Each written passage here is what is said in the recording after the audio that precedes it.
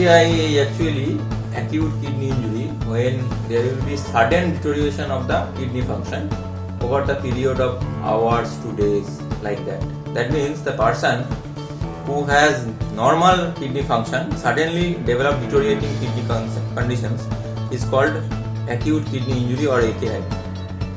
Particularly the patients of diabetes, particularly the long-term diabetic patients are at risk of AKI. Long-term hypertensive patients, poorly controlled hypertensive patients are at risk of developing of AKI.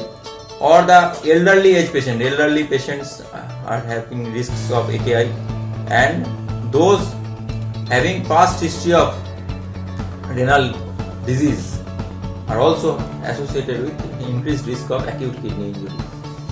Sir, as you mentioned that there are some drugs responsible for causing AKI, like analgesic, antihypertensive, antibiotic. Is it so?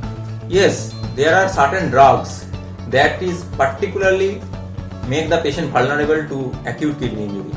Like that, we know commonly used analgesics like non-steroidal anti-inflammatory drugs like painkillers, commonly used painkillers of COX-1 inhibitors and COX-2 inhibitors.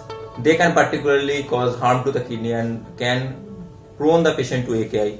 Also, apart from the analgesics, certain group of antihypertensives may prone the patient to AKI. There are certain antihypertensives like ACE inhibitor or ARB.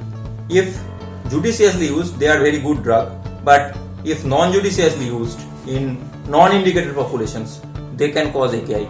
Also, there are some antibiotics also that can also cause acute kidney injury, particularly those antibiotics which are renally excreted, those antibiotics which gets concentrated in the proximal tubular cells.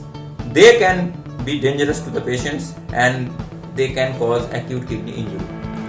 So, sir, does the random episode of AKI during hospitalization could have long-term implications? Yes, this is a very good question. There is a common belief among the laymen and also among the few doctors also that AKI is a temporary phenomenon, and once the AKI is over, everything is alright from kidney point of view. But from our observation point of view, AKI is not a temporary phenomenon. Though it is most of the AKI is completely reversible, but those patients who has developed once AKI are prone to develop kidney disease or future AKI or future chronic kidney disease in the long run. So it is definitely a risk factor for kidney disease in future. Sir, how irresponsible use of self-medication like people will do with antibiotics could become contributing factor for development of AKIs? This is also a very good question.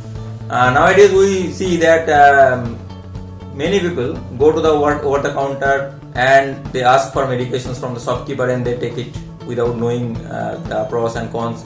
Many people just search the Google and they search the desired medication and they consume it without knowing that the pros and cons, and these things are harmful, and often we see that the irresponsible behavior regarding the medication intake can cause the patient to prone to AKI. Particularly for example, I will typically mention 2 or 3 class of drugs like the non-steroidal anti-inflammatory drugs like painkillers. I have already mentioned is one of the culprit. Also, the proton pump inhibitors, indiscriminate use of proton pump inhibitors can sometimes develop to chronic disease, also acute kidney injury, all these things.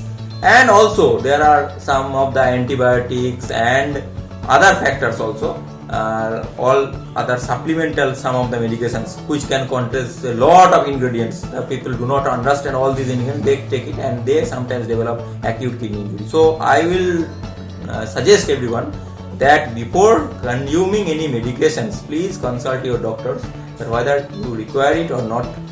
If you require it, your doctor is the best judge to guide you. Otherwise, you are prone to develop the kidney injuries. Thank you. Thank you, sir. Thank you for the contribution, sir.